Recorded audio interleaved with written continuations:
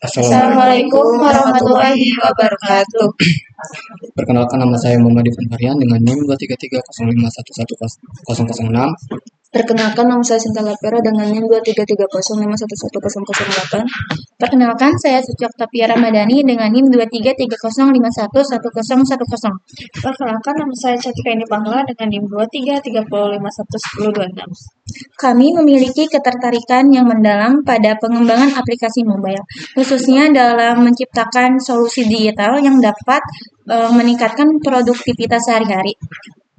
Berangkat dari permasalahan umum yang sering dihadapi mahasiswa, yaitu kesulitan dalam mengelola manajemen waktu yang padat, kami mengembangkan sebuah aplikasi bernama Schedule App. Aplikasi ini dibangun menggunakan React Native dan Expo dengan basis bahasa TypeScript ya, untuk memastikan performa yang stabil. Fitur utamanya adalah pencatatan jadwal kuliah yang interaktif dan efisien, artinya data tersimpan secara lokal di perangkat pengguna menggunakan Essential, sehingga jadwal tidak akan hilang meskipun aplikasi ditutup atau dijalankan tanpa koneksi internet. Jadi buat pertama-tama di sini kita akan membuat terlebih dahulu kodenya ya, karena kita itu membutuhkan template. Jadi di sini kita menggunakan CMD saja. Tahap pertamanya, persiapan lahan, stop environment. Sebelum menulis kode utama, kita harus menyiapkan kerangka kerjanya. Kita menggunakan Expo dengan tipe script agar kode lebih aman dan minim error. Kita bisa tulis isinya npx create strip expo strip apps dengan judul foldernya. Jadi di sini ketika kita expo app, di sini kita mau kasih nama apa buat foldernya, seperti itu ya. Boleh dilanjut. Terus Space. Selanjutnya expo strip template strip blank strip tipe script. Nah, jadi buat teman-teman, ini adalah cara pembuatan folder di CMD buat Expo. Tetapi di sini saya nggak enter. Kalau misalnya saya enter ini tuh kadang kena ini ya. Kalau di kalian itu seperti gini, misalnya contoh template ini, kadang ada beberapa yang harus kalian install. Mungkin itu kalian bisa cek-cek aja. Tapi buat ininya tuh seperti ini ya. Ini tuh karena belum ada npx kayak pack dari Expo-nya gitu, pack template-nya. Jadi harus download plugin-pluginnya. Jadi teman-teman bisa lihat aja cara lainnya gitu, mau di AI atau dimanapun itu bisa ya. Ini cuman buat kodenya, awalnya gimana buat cara pembuatannya. Jadi pembuatan seperti itu ya. Ini create buat. Selanjutnya, menginstal paket tambahan. Kode kamu menggunakan dua library eksternal penting, React Native Asien Storage untuk menyimpan data di memori HP. Lalu yang kedua ada Export Vector Icons untuk ikon sampah, tambah, dan lain-lain.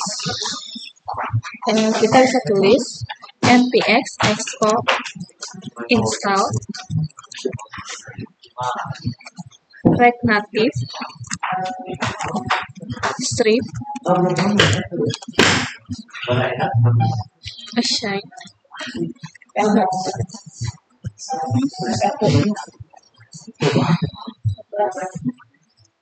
Benar ini kita. React Benar kan ya? Oh iya benar. strips dulu, strip native, Terus assign sign strip storage, storage, place, place. Ini. Oh, storage, place, sign, sign, strip, strip, storage, add, ini. export, splash, Waste, splash, ini. export, Seperti ini. vector, Oh, strip, strip. icons. Nah, jadi di sini itu kalian bakalan menginstal sebuah React Native yaitu kayak storage gitu teman-teman ya di sini. Dan di sini juga kalian bisa menginstal kayak icon-icon gitu. Nah, karena kita itu sudah bikin, jadi di sini saya akan masuk aja ya. Folder D.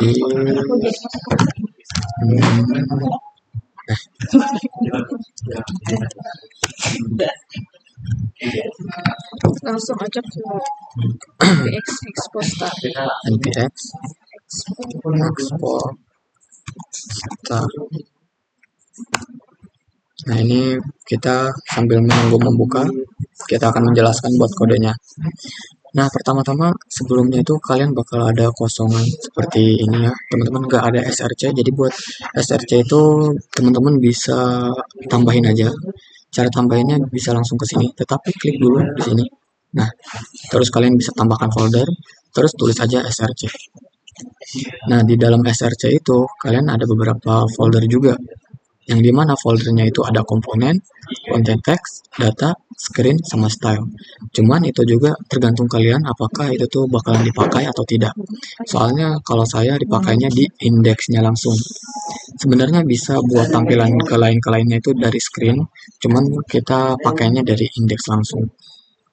Nah, di sini tuh ada beberapa kode yang dibutuhkan, mulai dari indeks. Terus di tabs ini juga ada layout. Kalau misalnya teman-teman belum ada layout, ini layout penting juga, karena ini adalah stack kayak explorer gitu. Terus di sini kan ada dua indeks, yang ini tuh nggak usah diapa-apain. Kalau misalnya dari teman-teman itu kurang modal, nah di sini biasanya suka strip merah, tandanya kalian harus membuat sebuah file baru di app. Jadi kalian bisa di sini klik aja, terus nanti tinggal new file dan kalian bisa ke modal text ini. Nah, di sini itu buat kodenya seperti ini. Ini untuk memanggil title namanya modal, agar di layoutnya itu maaf bukan di layout, di indeks yang di tabs ini tuh biar tidak merah seperti itu. Nah, mungkin itu yang dari tabs. Sekarang kita lihat dulu buat ininya ya. Nah, buat website yang kita gunakan di sini adalah jadwal kuliah, dan di sini itu udah terlihat lah ya, mungkin ada apa aja yang kita pakai. Di sini tuh di indeks ini kita sudah ada beberapa yang kita pakai. Yang bagian pertama yaitu import dan library dari 1 sampai 22. Nah, jadi di import sampai ke 22 ini di sini. Di sini tuh ada pemanggilan gitulah, ya pemanggilan. Ini tuh hal-hal yang penting yang ada di folder ini. Jadi kayak hal utamanya yang penting gitu. Di sini tuh kita mengimport kayak icon yang udah kita install juga tadi ya, yang vector icons itu. Sama sign storage. Betul. Dan di sini juga kita ada React, yaitu use effect sama use pad. Nah, di sini kita juga nggak lupa untuk mengimpor activity-nya, ada alert dan ada modal juga. Nah, makanya kita itu butuh tadi file modal tadi. Nah, di sini itu kita juga udah ada path, jadi kategori dari schedule biar masuk ke data. Mungkin kalau buat bagian data ini nanti bakal dijelasin oleh rekan saya. Sekarang saya akan ngejelasin dulu yang ada di index TXX bersama rekan saya, Cantika. Selanjutnya ada state management garis ke 31 sampai 43. Isinya ada tabs. Nah, jadi di sini tuh ada default function app yang dimana di sini tuh tentang ini ya pembuatan task gitu. Variabel. Betul, dan di sini juga kita membutuhkan modal. Makanya kenapa kalau misalnya dari teman-teman ada yang merah atau ini, kalian cek dulu kalian itu udah punya file modal apa belum gitu. Dan di sini tuh ada form state-nya juga buat penghitung hari atau waktu gitu. Nanti di sini juga ada ada title, ada hari, ada waktu, sama ada kategori. Ini bisa dipilih juga. Mungkin ini bakalan masuknya ke data yang akan dijelaskan oleh rekan saya nanti. Selanjutnya ada life cycle dan loading baris ke 45 sampai 63. Nah, jadi di fungsi load sama fungsi save di sini juga karena ini udah masuknya ke CRUD ya. Jadi di sini itu kita udah ada buat load text from storage-nya. Kita di sini tuh bisa mengambil itemnya itu dari mana? Dari schedule data. Dan ketika schedule datanya tidak sama, itu bakal memuat data yang gagal atau error lah. Nah, jadi itu datanya harus benar-benar sama ya. Di sini juga ada fungsi save, yang dimana fungsi save ini tuh kita membuat storage, yang dimana kayak database. Jadi database ini tuh berfungsi untuk ketika kita menambahkan sesuatu, itu tuh bakalan tersimpan gitu di database tersebut. Dan kalau misalnya ada file yang tidak kita kalau ada bukan teks ya atau apa sih? Nih. Nah, kalau misalnya ini ada yang tidak terisi, itu tuh bakalan error gitu, nggak bisa ditambah gitu. Nah, betul. Terus di sini kita juga membutuhkan darurat reset data. Sebenarnya tadi itu kita sempat keliru kenapa aplikasi kita itu nggak jalan. Karena aplikasi kita tidak jalan itu ada satu masalah, yaitu kayak belum menambahkan data yang baru, tetapi database-nya pasti pakai yang lama, dan kita itu selalu nggak bisa gitu. Mungkin ya alasannya itu ya makanya tadi itu nggak bisa terhapus. Nah, makanya di sini kita menambahkan gitu. Di sini juga ada action, yang dimana action ini udah terlihat lah ya. Di sini kita ada set title, set day, set time, kategori, terus juga banyak lah activity. Ya di sini sama-samanya lah, sama-sama yang di atas. Jadi di sini juga ada logic simpannya juga. Jadi buat logiknya itu di sini kita ada handle set start, yang dimana di sini itu memiliki title, day, time, sama kategori. Di sini itu ada pemberitahuan juga ya pakai alert. Jadi kalau misalnya error di sini bakalan harus diisi gitu ya, karena tadi kan contoh kita nggak bisa diisi tuh. Jadi kita benar-benar harus diisi seperti itu. Buat logic mungkin udah, ini edit sama ini sama baru.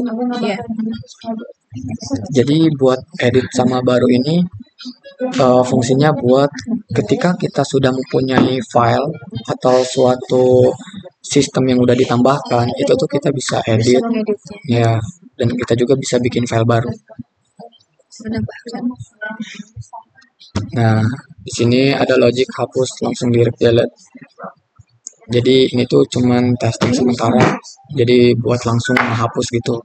Di sini juga ada filter data sama data storage juga. Nah, yang bikin keliru tadi itu karena kita save to storage-nya itu ada ganda, Jadi sistem tuh nggak tahu ini tuh pakai storage yang mana.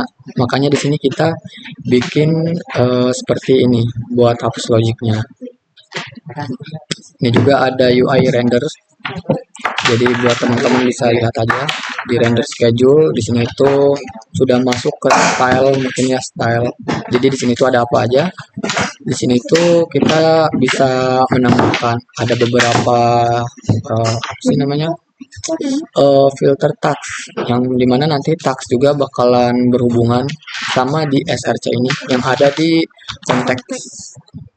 Betul. Nah, jadi ini seperti ininya lah. Kalau di HTML-nya itu fontnya. Udah dari bawahnya ke sini tuh mungkin cuman kayak tombol reset, iya, cuman kayak bikin-bikin tombol-tombolnya gitu. Terus buat alihin kemana-kemananya, sama stylenya aja. Udah. Mungkin itu buat yang dari index TSX. Mungkin saya dengan rekan saya cuma bisa menyampaikan segitu.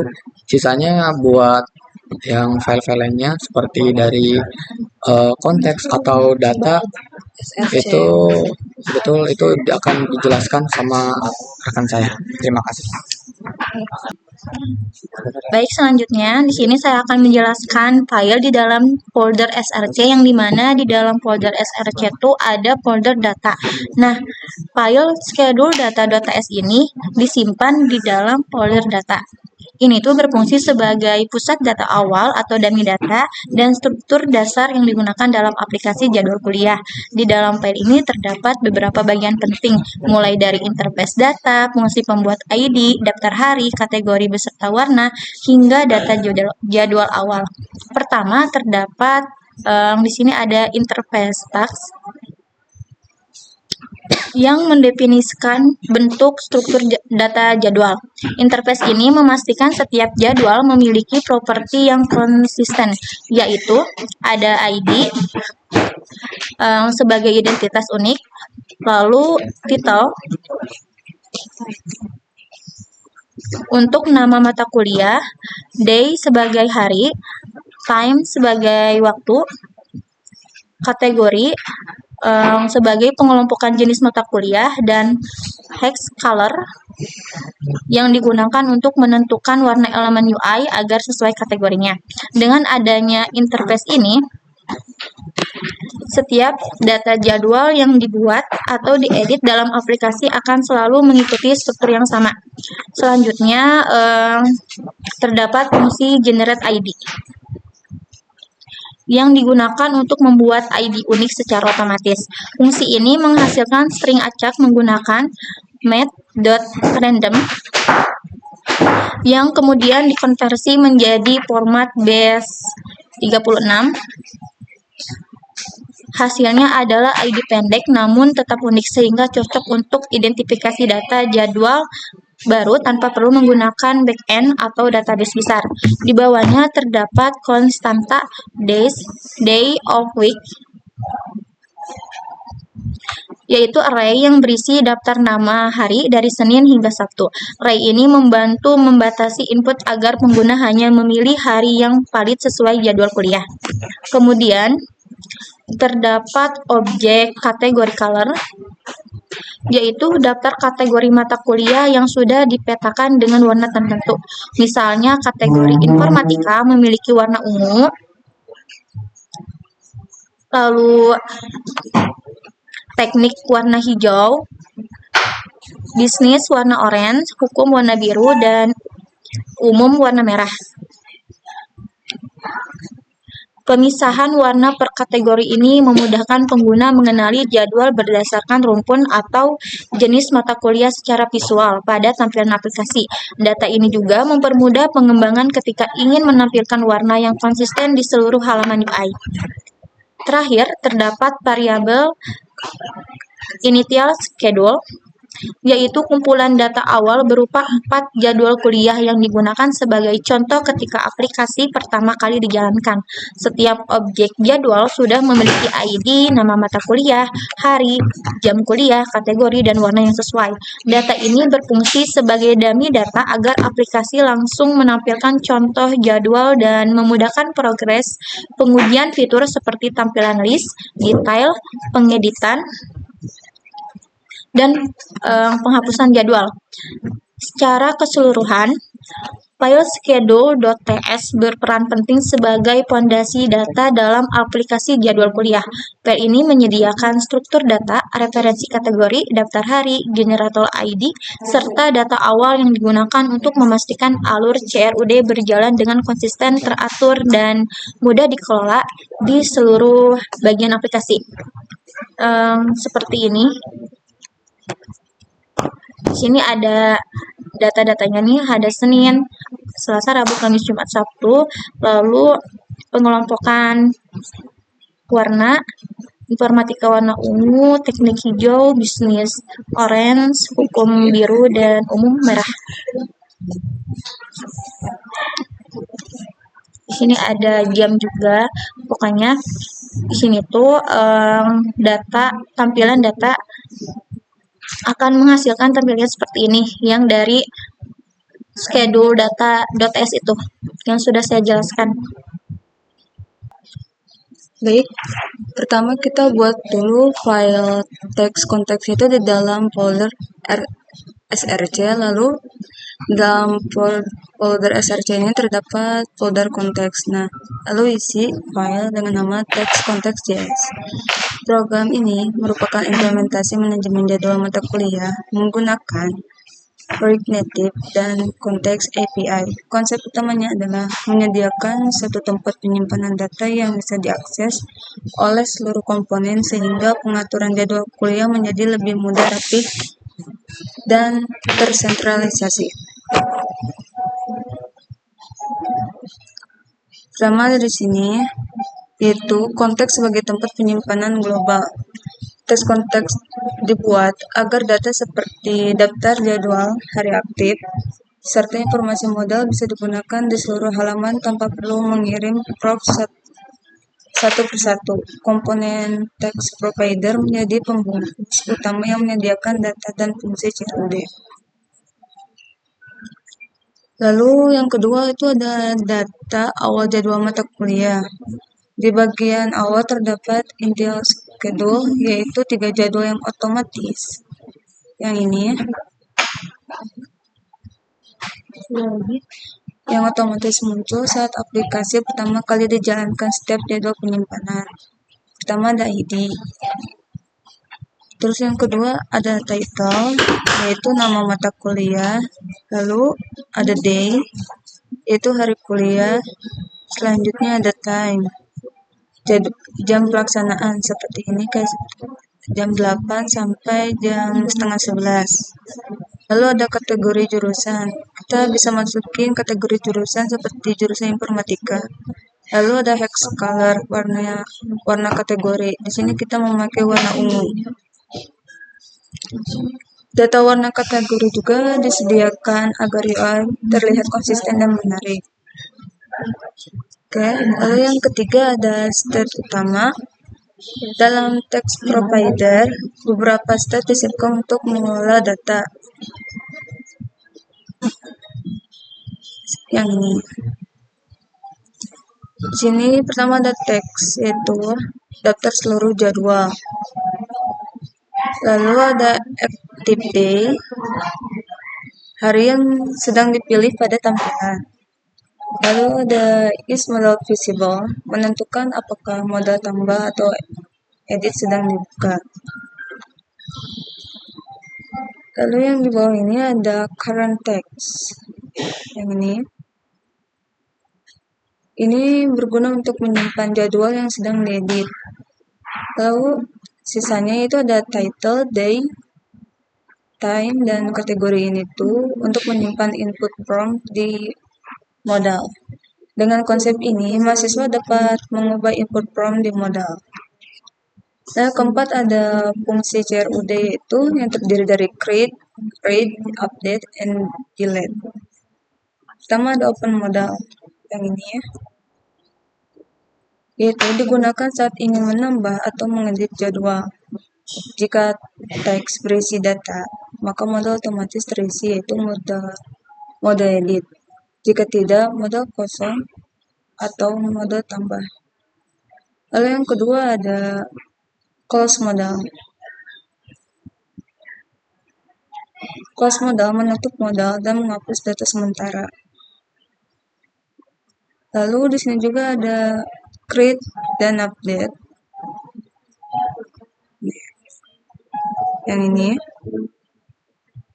itu tuh yang pertama sistem mengecek apakah semua input sudah diisi. Jika mengedit, jadwal lama akan diperbarui berdasarkan ID. Lalu jika menambah lagi, jadwal baru dibuat dengan generate ID.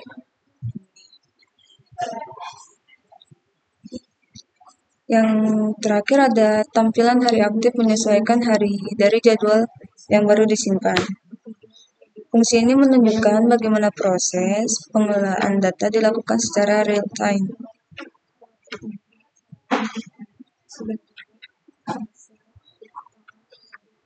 Oh, di sini ada delete. Nah, bagian ini itu handle delete text untuk menghapus jadwal. Digunakan alert.alert agar pengguna mendapat konfirmasi sebelum penghapusan dilakukan. Jika pengguna memilih hapus, maka jadwal akan dihapus dari list. Yang ini. Yang pertama itu ada penyediaan hook custom use text. Itu berguna untuk hook ini dibuat untuk memudahkan komponen lain mengakses konteks. Jika dipanggil di luar text provider, maka muncul error agar pemakaian tetap terkontrol. Oke, secara keseluruhan, kode ini mengimplementasikan CRUD jadwal mata kuliah dengan pendekatan state management modern melalui rake context dengan desain seperti data lebih mudah diatur dan diakses, tampilan lebih dinamis, proses tambah edit dan hapus menjadi lebih intuitif, aplikasi lebih terstruktur dan mudah dikembangkan oleh mahasiswa. Kode ini itu cocoknya sebagai dasar pembuatan aplikasi jadwal kuliah, kalender kegiatan maupun manajemen to-do list.